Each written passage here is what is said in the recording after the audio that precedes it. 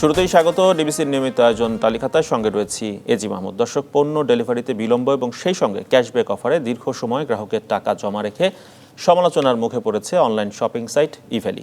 তাদের অভিনব ব্যবসায়িক কৌশল নিয়ে গণমাধ্যমে সংবাদ প্রকাশ হওয়ার পরে ইভ্যালির কার্যক্রমের তথ্য চেয়েছে প্রতিযোগিতা কমিশন। প্রতিষ্ঠানটির কার্যক্রম খতিয়ে দেখতে তদন্ত কমিটিও করেছে বাণিজ্য মন্ত্রণালয়। এসব ঘটনায় বাংলাদেশে ই কমার্সের নিয়ে ভোক্তা বা গ্রাহকদের আস্থাহানি ঘটল কিনা সেই বিষয় নিয়ে আজকের আলোচনার বিষয়ে আজকে আমাদের ইভ্যালি কি ই কমার্সের আস্থা কমাবে সেই প্রসঙ্গে আলোচনায় যাব। আলোচনা যাওয়ার আগে তথ্যপাত্র রয়েছে আজকের আলোচনা সম্পর্কে। তথ্যপত্র বলছে ইভ্যালি.com লিমিটেড মানি লন্ডারিংয়ের অভিযোগ রয়েছে। অভিযোগে ইভ্যালির চেয়ারম্যান এবং ব্যবস্থাপনা পরিচালকের সব যে ব্যাংক হিসাব সেগুলো সাময়িক স্থগিত করেছে বাংলাদেশ ফিনান্সিয়াল ইন্টেলিজেন্স ইউনিট, সেটি বাংলাদেশ ব্যাংকের একটি সংস্থা।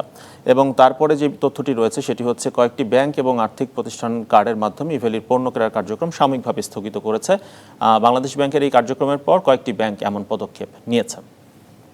এবং সেই সঙ্গে ইভ্যালি.com লিমিটেডের এখনও পর্যন্ত ইভ্যালিতে নিবন্ধিত গ্রাহকের সংখ্যা প্রায় ৩৫ লাখ এবং প্রতি মাসে লেনদেন প্রায় ৩০০ কোটি টাকার মতো। প্রতিষ্ঠার পর থেকে গেল ২০ মাসে ১,৫০০ কোটি টাকার পণ্য বিক্রি করেছে এই প্রতিষ্ঠানটি। আজকে এই প্রসঙ্গে আলোচনা আমাদের সঙ্গে দেখতে পাচ্ছি আজকে আলোচনায় যুক্ত হয়েছেন বেসিস সভাপতি সৈয়দ আলমাস কবির এবং সেই সঙ্গে ই কমার্স অ্যাসোসিয়েশন ই ক্যাবের সহসভাপতি মোহাম্মদ শাহাবুদ্দিন। দুজনকেই স্বাগত তালিকাতা অনুষ্ঠানে। নিশ্চয়ই আপনারা আমাকে শুনতে পাচ্ছেন। জনাব শাহাবুদ্দিন, আপনাকে দিয়ে শুরু করছি আলোচনা। ইভ্যালি যেই অভিনব বিজনেস মডেলে ব্যবসা করছে বাংলাদেশে, সে বিষয়ে ই ক্যাবের আনুষ্ঠানিক বক্তব্য কি? ধন্যবাদ আপনাকে এই বিষয়ে কোশ্চেন করার জন্য। ই ক্যাব এখনো হয়তো পরিষ্কার কোনো মন্তব্য করে নাই, বাট ই ক্যাব মন্তব্য করার আগে বিষয়টাকে খতিয়ে দেখার জন্য কাজ করছে। ই ক্যাবের একটা তদন্ত কমিটি তৈরি করা হয়েছে। ওই কমিটি ই ক্যাবের টোটাল যে কমপ্লেইনগুলো এসেছে সেগুলো নিয়ে কাজ করছে। আগামী কয়েকদিনের ভিতর এখান থেকে যে তাদের ব্যবসায়িক মডেল এবং আদার্স যে সমস্ত পয়েন্টগুলো সবাই রেজ করছে, আমরা পত্রিকা এবং কাস্টমারদের এগুলাও দেখছি, সেগুলোকে বিবেচনায় নিয়ে তাদেরকে যে ইনভেস্টিগেশন হবে সেখান থেকে যে অবজারভেশন পাবো তার উপর হয়তো বা ইকেব একটা মন্তব্য করতে পারবে। এর আগ পর্যন্ত আমরা এই মন্তব্য এড়িয়ে যাচ্ছি। জি শাহাবুদ্দিন, প্রতিযোগিতা কমিশন আপনাদের কাছে তথ্য চেয়েছে। কি ধরনের তথ্য চেয়েছে ইভ্যালি সম্পর্কে আপনাদের কাছে? ইভ্যালি সম্পর্কে আমাদের কাছে আমাদের ইকেবের বক্তব্য চেয়েছে এবং কি তারা কম্পিটিশন কমিশন একটা চিঠি দিয়েছে। সেখানে ইভ্যালি কোনোভাবে কম্পিটিশন মার্কেটে কোনো একচেটিয়া কারবার করছে কিনা সে বিষয়ে জানতে চেয়েছে। প্লাস ইকেবের আদার্স কম্পিটিটরদের বিষয়ে কোনো সমস্যা আছে কিনা, ইভ্যালির বিজনেসে কোনো সমস্যা আছে কিনা, এগুলো জানতে চেয়েছে। আমরা নিশ্চয়ই যে 15 দিন আমাদেরকে সময় বরাদ্দ দিয়েছে, এই 15 দিনের ভিতর আমরা চেষ্টা করব এই বিষয়ে আমাদের মতো করে। আমরা যে কমিটি রেখেছি সেখানে ইউনিভার্সিটির প্রফেসর রেখেছি, আমরা চার্টার্ড অ্যাকাউন্টেন্ট রেখেছি, আমরা আইন বিভাগের লোক রেখেছি। সেখান থেকে আমরা যে তথ্যটা পাবো তারপর আমরা হয়তোবা কম্পিটিশন কমিশনকে ওই চিঠির উত্তর দেব। জি, আরেকটি ছোট্ট বিষয়, ইভ্যালি কি ই ক্যাবের মেম্বার কিনা? হ্যাঁ, ইভ্যালি ই ক্যাবের মেম্বার। আচ্ছা, আপনাদের মেম্বার হওয়ার জন্য যেই নিয়ম কানুন বিধি মেনে হতে হয় সেগুলো কি ইভ্যালি করেছে কিনা? অবশ্যই আমাদের এখানে প্রথমত আমাদের অ্যাপ্লাই করতে হয় একটা মেম্বারশিপের জন্য। আমাদের যে ক্রাইটেরিয়া গুলো আছে সেগুলো সমন্বয় করে সেই কমপ্লায়েন্স গুলো ফিল আপ করেই একটা কোম্পানিকে এখানে আবেদন করতে হয়। আবেদন করার পরিপ্রেক্ষিতে আমাদের একটা কমিটি আছে, যেই কমিটি এই মেম্বারদের সমস্ত কিছু চেক করা হয়, তার ফিজিক্যাল অফিস, তার ওয়েব অ্যাড্রেস, সে যে বিজনেস নিয়ে কাজ করতেছে এই কাগজগুলা, দ্যাট মিন্স তার ট্রেড লাইসেন্স, ভ্যাট রেজিস্ট্রেশন, ট্যাক্সের ফাইল, এই জিনিসগুলো দিতে হয়। ভ্যাট হয়তো লাগে না, ট্যাক্সের ফাইল। জনাব মোহাম্মদ শাহাবুদ্দিন, সেটি হচ্ছে ইভ্যালি যে বিজনেস মডেলে ব্যবসা করছে এখন বাংলাদেশে, সেটি নিয়ে কি ই ক্যাবের যারা সদস্য রয়েছেন বা ই ক্যাবের প্রাতিষ্ঠানিকভাবে কোনো আপত্তি রয়েছে কিনা? এই পর্যন্ত কেউ কোনো আপত্তি করেনি, অফিশিয়ালি কোনো চিঠি দিয়ে বা কোনোভাবে আপত্তি করেনি। আচ্ছা, কিন্তু আপনারা অনেক ধরনের অভিযোগ পেয়েছেন, সেগুলো বলছেন, সেগুলো নিয়ে আপনারা কাজ করছেন, তাই তো? জি, আমাদের কাছে অভিযোগগুলো আসে বেসিক্যালি কাস্টমারদের থেকে। আমরা যদিও ইক্যাব মেম্বারদের অ্যাসোসিয়েশন, বাট আমাদের এখানে একটা প্ল্যাটফর্ম আছে যার মাধ্যমে ভোক্তারাও অভিযোগ করতে পারে, সেই সুযোগটা আমরা রেখেছি। সেই ক্ষেত্রে ভোক্তারা যখন কমপ্লেন করে সেটারও একটা পদ্ধতি আছে, সেটা শুধু শুধু মুখে বললে হয় না, আমাদের কমপ্লেন সেন্টার আছে, সেখানে প্রপার ওয়েতে ওরা কমপ্লেন করে, সেগুলো আমরা শুধু ইবেলি নয়, যে কোনো কোম্পানির এগেনস্টে আসলে আমরা ওই কোম্পানিকে পরামর্শ দিই এবং এগুলো সলভ করার জন্য অনুরোধ করি। জি, মোহাম্মদ শাহাবুদ্দিন, আপনি রয়েছেন আমাদের সঙ্গে। সৈয়দ আলমাস কবির, নিশ্চয়ই আপনি আমাকে শুনতে পাচ্ছেন আশা করি। জুনের 1 তারিখে আমরা একটা আলমাস কবির শুনতে পাচ্ছেন আমাকে? আলমাস কবির খুব সম্ভবত আমাকে শুনতে পাচ্ছেন না। আমাদের হাতে একটি বক্তব্য রয়েছে, সেটি হচ্ছে বাংলাদেশ প্রতিযোগিতা কমিশনের চেয়ারপারসন মফিজুল ইসলাম, তার সঙ্গে আমাদের ফোনে কথা হয়েছিল, তার বক্তব্যটি শুনে নিচ্ছি ইভেলি সম্পর্কে। ধরেন যারা ভালোভাবে ই কমার্স করবে তাদেরকে আমাদের প্রমোট করা উচিত। ইভেলি নিয়ে যে বিষয়টি আমরা বিভিন্ন সোর্স থেকে তথ্য পেয়ে জেনে আমরা নোটিশ করেছি যে ওনাদের কিছু তথ্য চেয়েছি আমরা। তথ্যটা পাওয়ার পরে আমরা যাচাই বাছাই করে দেখবো, যদি এন্টি কম্পিটিটিভ কোনো কিছু করে তাহলে আমরা হয়তো আইনানুগ ব্যবস্থা নেব। আমরা পেনাল্টি করতে পারি, সেটা আমরা পেনাল্টি বিজনেস ভলিউম বুঝে হয়তো আমরা পেনাল্টি বা অপরাধের ধরন বুঝে পেনাল্টি করতে পারি। যদি মনে করি এন্টি কম্পিটিটিভ কোনো অ্যাক্টিভিটিস তাদের আছে, সেই জায়গাটা আমরা অ্যাডজাস্ট করে তাদেরকে সিদ্ধান্ত দেব, এবং সেখানে তারা যদি এটা মেনে নেয় তাহলে অসুবিধা নেই ব্যবসা করতে। এন্টি কম্পিটিটিভ কিছু না হইলে হলো আমাদের বক্তব্য এটাই। আমরা শুনছিলাম প্রতিযোগিতা কমিশনের চেয়ারপারসনের বক্তব্য। তিনি বলছিলেন যদি কোনো কারণে, শাহাবুদ্দিন, আমরা যেটি শুনছিলাম যে যদি কোনো কারণে মনে হয় যে এখানে অসম প্রতিযোগিতা হচ্ছে, সেক্ষেত্রে আসলে তারা ব্যবস্থা নেবেন। আলমাস কবির, আপনি কি শুনতে পাচ্ছেন এবার আমাকে? আপনাকে আমরা শুনতে পাচ্ছি না, আপনার অডিওটি অন করতে হবে।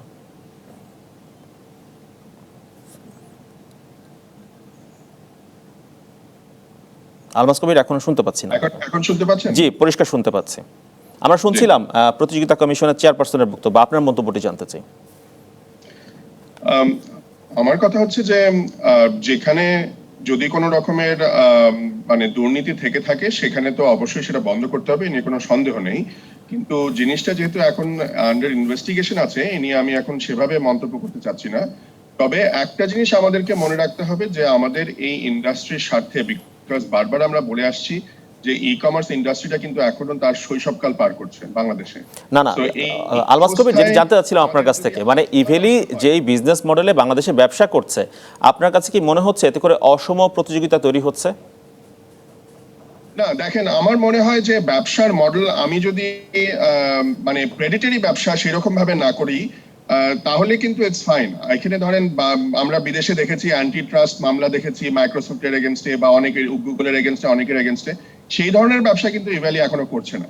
হ্যাঁ, ইভ্যালি হয়তো নানা ধরনের ক্যাশব্যাক অফার বা এই ধরনের নানা রকমের চমকদার মানে একটা চমক দিচ্ছে, স্টান্টবাজি, কিন্তু এই ধরনের ব্যবসা বা এই ধরনের গেমিং কিন্তু অনেকেই করে থাকে। অ্যামাজনও কিন্তু এগুলো করেছে।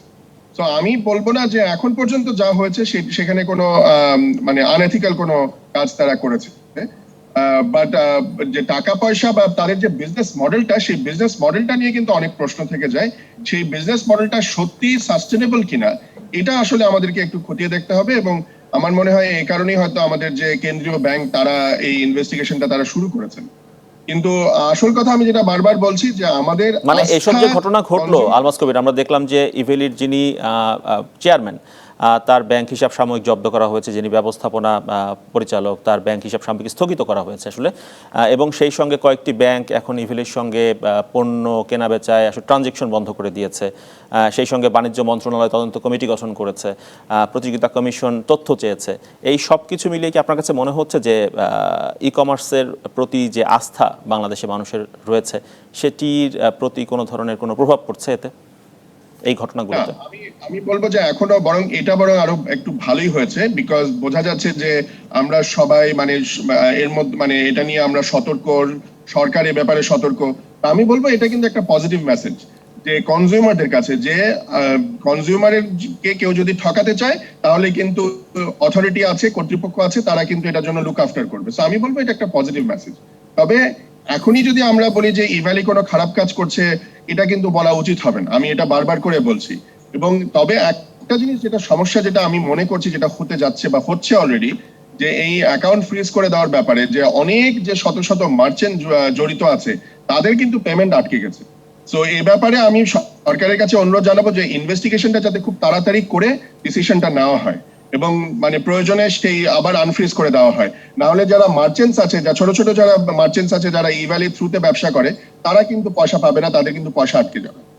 জি, আলমাস কবির, আমরা শুনছিলাম যে ইক্যাবের মেম্বার ইভেলি বেসিস মেম্বার কিনা ইভেলি? বেসিস মেম্বার না। জি, আমাদের একটি বিরতির সময় হয়ে গেছে। বিরতির পর ফিরে এসে ভোক্তাদের আসলে কি অবস্থা দাঁড়াবে, যারা আসলে ইভেলিতে এখনো পর্যন্ত অগ্রিম টাকা দিয়েছেন, তাদের পণ্য বা ক্যাশব্যাক যে অফারগুলো ছিল তাদের আসলে কি হবে এখন, সেই প্রসঙ্গে জানবো আপনাদের কাছ থেকে। একটি বিরতির পর ফিরে আসবো আবারও। দর্শক, বিরতির পর আবারও ফিরছি তালিখাতার সঙ্গে থাকুন।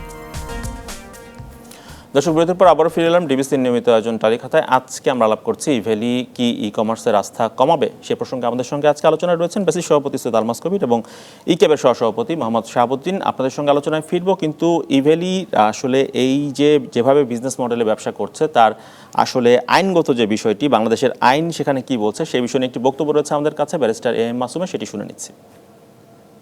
50,000 টাকার পেইড আপ ক্যাপিটালের কোম্পানি যে ট্রানজ্যাকশন হচ্ছে 302 টাকা মান্থলি, যেটা এমএলএম নেচারের, যার জন্য অনেকগুলি গভর্নমেন্ট এজেন্সির কাছে অলরেডি কমপ্লেইন লজ হয়েছে।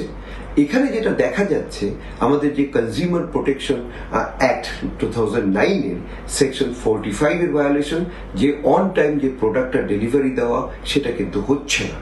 এবং আরেকটা ব্যাপার যেটা আসছে, কম্পিটিশন অ্যাক্ট 2012 এর যে সেকশন 15 সাবসেকশন 3 অনুযায়ী কোনো মনোপলি প্রোডাক্ট বা মনোপলি বিজনেস মডেল করা যাবে না, এবং সেটার জন্যই কমিশন সেকশন 8 অনুযায়ী ইনভেস্টিগেশন করছে অলরেডি। এবং আমাদের যে বাণিজ্য মন্ত্রণালয়ের WTO সেল, সেখানেও কিন্তু ই বাণিজ্য করব, সেখানেও কিন্তু এই ধরনের কমপ্লেইন এসেছে, যার ফলশ্রুতিতে Bangladesh financial intelligence unit under section 23 of the money laundering act 2012, যেখানে যে কোনো ট্রানজ্যাকশন সাসপিশিয়াস হলে commission Bangladesh financial intelligence unit এটাকে কিন্তু ফ্রিজ বা সাসপেন্ড করে দিতে পারে ফর 30 ডেজ। এবং সেটা রুল 2019 যে রুলস, সে অনুযায়ী যদি কারাপশন হয়, এবং তারও ফলশ্রুতিতে কিন্তু আমাদের যে দুর্নীতি দমন কমিশন আইন 2004, এখানে কমিশনের যে সেকশন 20 অনুযায়ী তারাও কিন্তু ইনভেস্টিগেট করতে পারে, এবং যদি এই ইনভেস্টিগেশনের সময় তারা যদি তাকে অ্যারেস্ট করতে চায়, সেকশন 21 অনুযায়ী অ্যারেস্ট করতে পারে। এবং এই কোনো কারণে যদি এটা প্রমাণিত হয় যে এটা মানি লন্ডারিং, তাহলে কিন্তু তাকে section 4 of the money laundering act, সেখানে প্রায় 12 ইয়ার্স পর্যন্ত সাজা দিতে পারে। আর যদি এটা দুর্নীতি দমন কমিশনের হয়, তাহলে কিন্তু সেকশন 27 অনুযায়ী তাকে 10 বছরের পর্যন্ত সাজা হতে পারে। আমরা আইনগত বিভিন্ন বিষয় শুনছিলাম। মোহাম্মদ শাহাবুদ্দিন, যে বিষয়টি মানি লন্ডারিংয়ের প্রশ্ন বা শব্দটি আমরা শুনতে পাচ্ছি, এখানে বলা হচ্ছে যে মানি লন্ডারিংয়ের অভিযোগে ব্যাংক হিসাব সাময়িক স্থগিত করা হয়েছে। এখানে মানি লন্ডারিংয়ের বিষয়টি কি করে এলো, শাহাবুদ্দিন? এটা তো মানি লন্ডারিং আসলে এই বিষয়টা সরকারি সংস্থার বিষয়, গভর্নমেন্টের এজেন্সি গুলা দেখবে। আর নিশ্চয়ই উনাদের কাছে যদি কোনো ইনফরমেশন থেকে থাকে, উনারা এটা পর্যবেক্ষণ করে, উনারা তদন্ত করে সেটার জন্য পদক্ষেপ নেবে। বাট ইকেবের কাছে এই ধরনের কোনো কমপ্লেইন আগে আসে নাই, এক্ষেত্রে আমরা আসলে এই বিষয়ে জানি না। আমরা এখন আমাদের কাছে যে বিষয়ে কমপ্লেইন এসেছে সেটা অনুযায়ী আমরা আসলে নিজেদের মতো করে তদন্ত করছি। আমাদের একটা তদন্ত কমিটি গঠন করা হয়েছে, যেটা আমি আগেও আপনাকে বলেছি। জি, বেসিস সভাপতি সৈয়দ আলমাস কবির, এই বিষয়ে যুক্ত করতে পারেন কিনা কিছু? না, একই কথা। আমি আমাদের কাছে কোনো মানে মানি লন্ডারিং সম্বন্ধে কোনো অভিযোগ আমাদের কাছে নেই, তো এটা এখন বলতে পারছি না।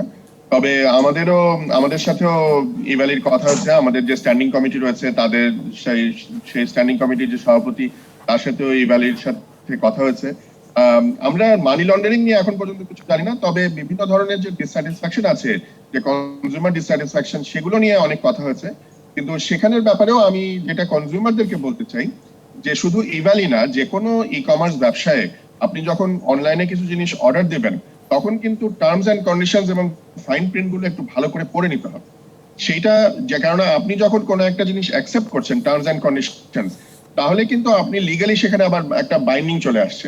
সো টার্মস এন্ড কন্ডিশনস ভালো করে না পড়ে কোনো জায়গায় কোনো অনলাইনে কোনো রকম কমিটমেন্ট করা, কোনো প্লেজ করা, কোনো অর্ডার দেওয়া কিন্তু উচিত হবে না। এটা আমি ভোক্তাদের জন্য বলছি, সাধারণ অর্থে আমি বলতে চাচ্ছি।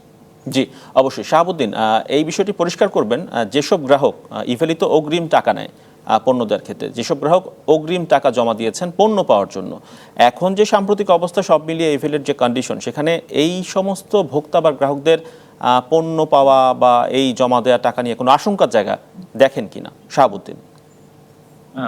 নিশ্চয়ই এটা আশঙ্কার জায়গা, অবশ্যই আশঙ্কার জায়গা। কারণ এখানে ইবেলে একটা বড় ই কমার্স প্রতিষ্ঠান, তাদের অনেক পরিমাণ গ্রাহক এবং ভোক্তাদের যেহেতু তার বিজনেস মডেল অনুযায়ী অনেক ভোক্তাই আগে টাকা দিয়ে রেখেছে, নিশ্চয়ই তারা প্রোডাক্ট পাওয়ার জন্যই দিয়েছেন। সেই সময়টা ক্রেতা এবং বিক্রেতার ভিতর একটা চুক্তি আছে, সেই চুক্তি অনুযায়ী নিশ্চয়ই তারা প্রোডাক্টটা পাবেন। কিন্তু এই ক্ষেত্রে যেহেতু সরকার একটা পদক্ষেপ নিয়েছে, ততদিন হয়তোবা ভোক্তাদেরকে ধৈর্য ধরতে হবে।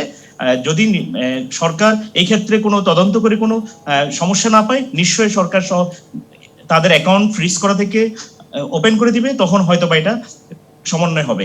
অথবা সরকার নিশ্চয়ই বিকল্প পদক্ষেপ নেবে যাতে কোনোভাবে ভোক্তারা এখান থেকে ক্ষতিগ্রস্ত না হয়, এবং কি তাদের শুধু ভোক্তা নয়, তাদের অনেক মার্চেন্ট আছে, আমি দুই পক্ষের কথাই বলবো, তারা কোনোভাবে যাতে ক্ষতিগ্রস্ত না হয়। তারা আমাদের এই ইন্ডাস্ট্রির জন্য একটা বড় শক্তি। এই ইন্ডাস্ট্রি গ্রো হচ্ছে, এই ইন্ডাস্ট্রির প্রথম পার্ট হলো ভোক্তা, সেকেন্ড পার্ট হলো আসলে বিক্রেতা। সো দুইটার জায়গায় যাতে কোনোভাবে ক্ষতিগ্রস্ত না হয়, সরকারের কাছে আমার এই ক্ষেত্রে অনুরোধ থাকবে আসলে। জি অবশ্যই আলমাস কবির, মানে এই অনুসন্ধান, এই তদন্ত, এগুলো তো দীর্ঘমেয়াদী প্রক্রিয়া। অনেকে হয়তো একটি মোবাইল ফোনের জন্য সামান্য কিছু টাকা জমা দিয়েছেন, কারো হয়তো খুব জরুরি একটি পণ্য দরকার। তো এইসব বিষয়গুলো বিবেচনায় নিয়ে এই গ্রাহকদের টাকা বা প্রোডাক্টগুলো কি জরুরি কোনো ব্যবস্থা বা বিশেষ ব্যবস্থার মাধ্যমে ডেলিভারি করে দেওয়া বা টাকা ফিরিয়ে দেওয়ার ব্যবস্থা নেওয়া যায় কিনা? নেওয়া যায়, অবশ্যই নেওয়া যায়। এবং আমি যেটা বলেছি যে এই অ্যাকাউন্ট ফ্রিজ করে দেওয়ার ফলে কিন্তু নানা রকমের সমস্যার কিন্তু সৃষ্টি হতে যাচ্ছে। যেমন ভোক্তারা তারা ভুক্তভোগী হবেন, যারা মার্চেন্ট, যারা তাদের ইবালির মাধ্যমে বিক্রি করে, তারাও কিন্তু ভুক্তভোগী হচ্ছে। তো আমার মনে হয় ইনভেস্টিগেশনটা খুব তাড়াতাড়ি করে এটার একটা সমাধান দিয়ে দেওয়া উচিত। আর আরেকটা যেটা আপনি একটু আগে জিজ্ঞেস করছিলেন যে মানে এই অগ্রিম টাকা নিয়ে সেটাকে এটা একটা রিস্ক হয়ে যায় কিনা কনজিউমারদের কাছে, অবশ্যই এটা একটা রিস্ক। এখন মনে করেন আমি যদি মনে করেন কয়েকশো কোটি টাকা নিয়ে তারপরে হঠাৎ করে আমার ব্যবসা বন্ধ হয়ে যায় কোনো কারণে, ইচ্ছাকৃত অথবা অনিচ্ছাকৃত ভাবে, তাহলে কিন্তু ভোক্তারা তখন যারা অগ্রিম টাকা দিচ্ছে তারা তো একটা বিপদে পড়বেই। তো এইখানে বাংলাদেশ ব্যাংকে অবশ্যই একটু সতর্ক হতে হবে, এবং আমাদের যে ভোক্তা অধিকার কমিশন রয়েছে, আমাদের যে অ্যান্টি কম্পিটিশন যে বিভিন্ন ল রয়েছে, সেখানে এখানে মানে সেগুলোকে এখানে প্রয়োগ অবশ্যই করতে হবে। আলমাস কবির, ছোট্ট করে বলবেন যে ইভেলি তার বিজনেস মডেলে কি ধরনের পরিবর্তন যদি নিয়ে আসে বা পরিবর্তন আনলে তারা অভিযোগ মুক্তভাবে ব্যবসা করতে পারবে? আলমাস কবির, আরেকবার বলুন।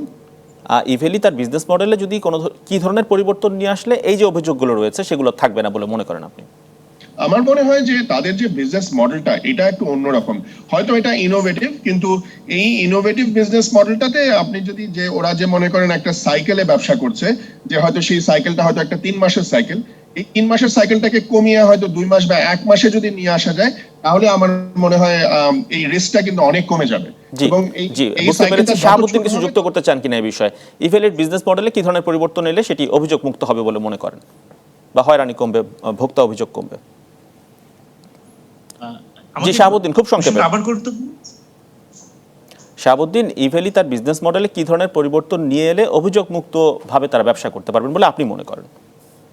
না, এখানে ব্যবসার মডেল গুরুত্বপূর্ণ থেকেও সে বিজনেস মডেলের মাধ্যমে যদি যে সমস্ত পয়েন্টগুলো রেজ করছে সেগুলো যদি সমাধান হয়ে যায়, নিশ্চয়ই ইভেলি তার মডেল নিয়ে বিজনেস করতে পারবে।